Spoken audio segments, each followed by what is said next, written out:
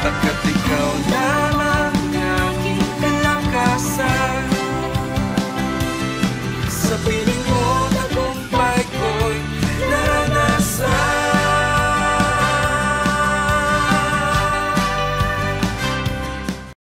Hi, good morning po and welcome po sa ating araw-araw, buong araw na pagpapala sa ating Panginoon.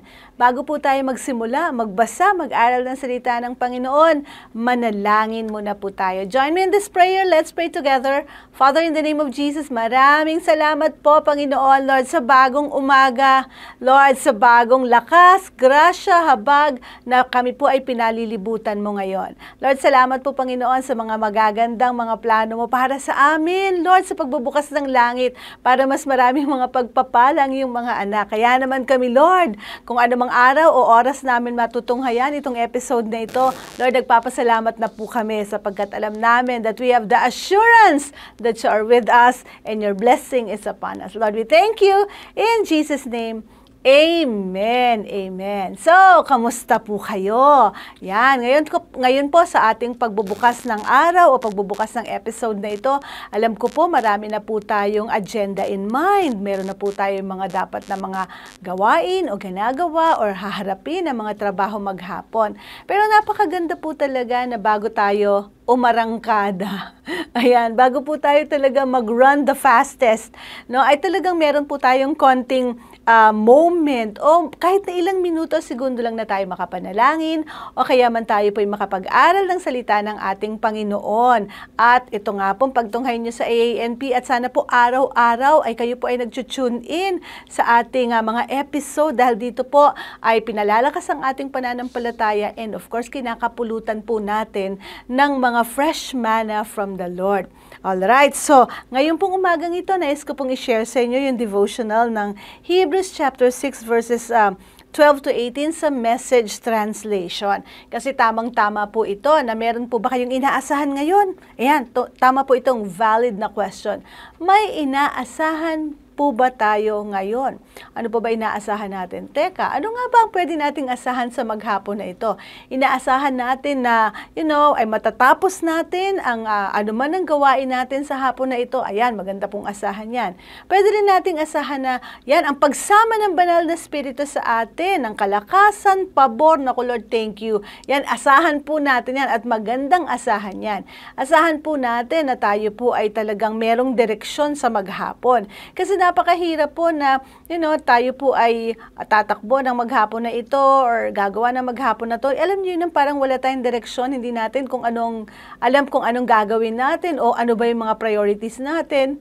Para ba tayong floating lang? So, ang ganda po na mapagbulay-bulayan natin, first and foremost, is the Word of God. No? Kasi ito po yung maganda sinasabi sa Message Translation. Sa Hebrews 6:12 to 18, sabi po doon, don't drag your feet. Pambihira, umpisa pa lang, wag daw nating kaladkarin ang ating mga paa. Totoo naman po yun. Minsan, pagising natin sa umaga, alam niyo yun, parang hindi pa tayo nag-uumpisa ng maghapon, ay napapagod na tayo or we're just dragging our feet along, no? Parang hila-hila na natin yung ating mga sarili into accomplishing things or, doing about our daily agenda, no? Kumbaga, umpisa pa lang, hinihila na natin ang ating mga paa. Kaya naman, ang ganda po ng paumpisa ng scripture na ito. Don't drag your feet. Be like those who stay the course with committed faith and then get everything promised to them. When God made His promise to Abraham, He backed it to the hilt, putting His own reputation on the line. He said, I promise that I'll bless you with everything I have. Wow! Bless and bless and bless. Praise the Lord. So 15 po, Abraham stuck it out and got everything that had been promised to him. When people make promises, they guarantee them by appeal to some authority above them, so that if there is any question, they'll make good on the promise. The authority backed them up. So verse 17, when God wanted to guarantee His promises, He gave His word. A rock-solid guarantee. At sa verse 18, God can't break His word and because His word cannot change, the promise is likewise unchangeable. Wow, kaya ang ganda ng tanong ko sa inyo kanina, hindi po ba? Ano ba ang inaasahan natin sa maghapon na ito? Unang-una, ang paalala sa atin ng salita ng Panginoon, huwag daw natin hilahin lang yung ating mga paa na para bang napipilitan lang tayo to go about this day. No? Siguro maganda na salubungin natin ang maghapon with such enthusiasm because we know we have God on our side. Kasama po natin ang ating Panginoon. So gaano man po kalaki o kasalimuot o complicated yung maghapon natin, wow, we have to, head it on with enthusiasm knowing that God is with us kasi ang ganda po ng pangako ng ating Panginoon. Actually, this scripture is about triple blessing, tatlong fold or tatlong balik na pagpapada ng ating Panginoon. Di ba sabi dun sa verse 14, He said, ang Panginoon po nagsasabi nito, I promise that I'll bless you with everything I have. Pinapangako daw po sa atin ng ating Panginoon. Pinapangako niya na pagpapalain daw niya po tayo ng lahat ng meron siya. Praise God. Alam niyo, sabi rin sa scripture, God is the maker of the heavens and the earth. Lahat ng sa langit, sa lupa, sa ilalim ng lupa ay sa Panginoon. At ito daw pong mga pagpapalang ito is with everything that God has. Ayun daw po yung measure ng pagpapala natin. Kaya naman sabi dun sa last phrase ng sentence na yon, I promise that I will bless you with everything I have. Bless and bless and bless. Praise God. This is really exciting kasi tatlong beses pong inulit-ulit at ulit-ulitin pa ng ating Panginoon na pagpapalain daw po tayo. Naku, pag hindi pa naman po natin nakuha ito, ewan na lang natin, kasi overemphasis na po itong ginawa ng scripture na ito in the Message translation. Kaya naman sabi po doon, ang example ng Biblia is si Abraham. Ang mga pinangako daw sa kanya ng Panginoon ay tinupad lahat ng ating Panginoon. Abraham stuck it out. Ibig sabihin, si Abraham hindi siya nag-waver, hindi siya nagduda, hindi siya nag-back out, o hindi siya kumalas sa kanilang kasunduan o sa kanyang pananampalataya o relationship with God. He stuck it out and got everything that he had been promised to him, that had been promised to him. Lahat daw po ng mga ipinangako o pinanghawakang pangako ni Abraham ay nakuha niya. Praise God! So ngayong umagang ito, ano po ba yung pinanghahawakan mong pangako ng Panginoon sa kanyang salita? Hinahawakan mo ba ang pangako ng Panginoon pertaining to your provision? For example, may pangangailangan ka at pinanghahawakan mo yung sinabi ng Panginoon na, Lord, you will supply all my needs according to your riches and glory by Christ Jesus, our Lord. At pag yan ang pinanghahawakan mo, ayon sa binasa natin, lahat ng pinangako sa atin ng ating Panginoon, kagaya ni Abraham, ay makukuha natin or ipagkakaloob sa atin ng ating Panginoon. So, be it done to you according to your faith. If you're asking God for provision today, amen to that. So, mangyari po ito sa atin. Bless and bless and bless. Ngayon, kung ang inyo pong hinihingi is for your healing, kayo po ay humihingi ng kagalingan sa inyong mga katawan, whether sa loob o labas ng ating katawan. May pangako po dyan ng ating Panginoon at inyo po bang pinanghahawakan that by the stripes of Jesus, I am healed. At pag ito po ay pinanghawakan nyo, matibay na pinanghahawakan nyo, kahit may mga nararamdaman pa po tayo sa ating katawan, we can overlook itong mga nararamdaman na physical lamang at tayo ay umangat doon sa ating pananampalataya na tayo talaga ay pinagaling ng ating Panginoon. So, let it be done to you according to your faith again. Bless and bless and bless. Amen. Tayo do'y pagagalingin ng ating Panginoon. Ano pa? If you're asking God for safety and protection, or you're asking God for, something, meron ka bang mga kailangan i-pursue, kailangan ba ng pag-iingat, kailangan ba ng grasya ng ating Panginoon? Name it. Amen. Ang pinakasusi lang dito, we have to stuck it with God, kagaya ng ginawa ni Abraham. Ibig sabihin, we're not gonna let God go. Hindi natin bibitawan ang ating Panginoon. Hindi natin bibitawan yung pangako na yan, yung pangako na pinanghahawakan mo, yung mga salita ng Diyos that is ringing on your head, that is in your heart, na sinasambit mo, wag mong bibitawan yan sa buong maghapon na ito. And even for the rest of your days, hanggang makita mo na mag-materialize yan sa buhay mo. Bakit?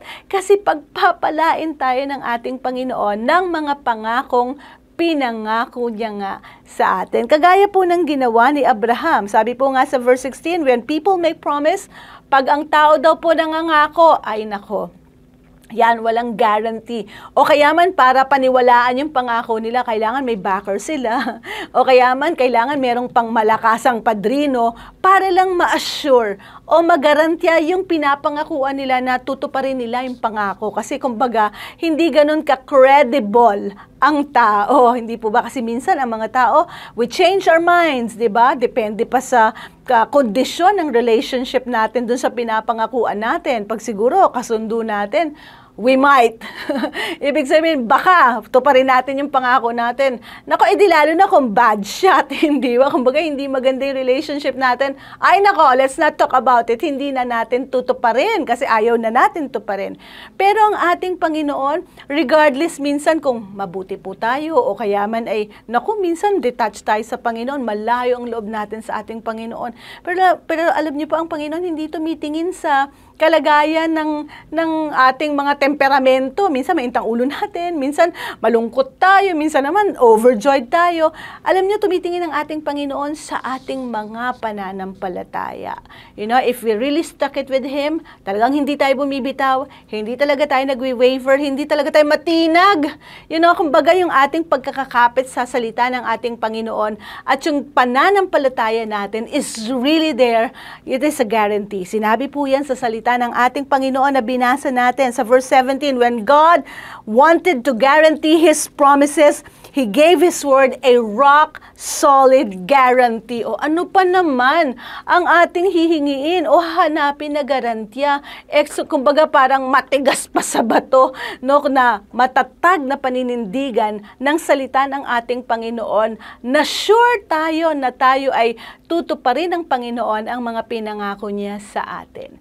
Kaya naman, ngayon pong maghapon na ito, I don't know what's going on with your head or anong nangyayari sa iyong maghapon, but this I assure you, hindi dahil sa sinabi ko, ay wala pong merit yung sinabi ko, ang may merit talaga yung sinabi ng Lord. No, nakagaya ni Abraham, he stuck it with the word of God.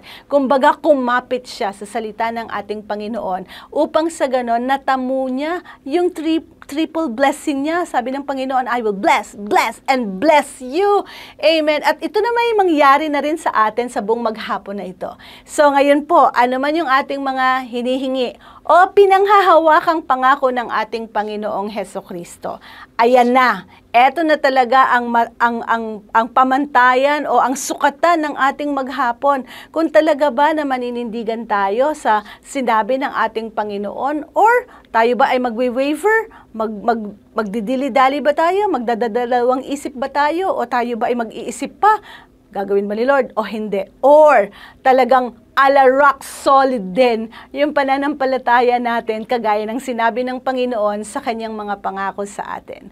So mananalangin po tayo ngayon at tayo pong lahat ay patuloy na manahan, manindigan sa pangako ng Panginoon. So join me in this prayer. Let's pray together.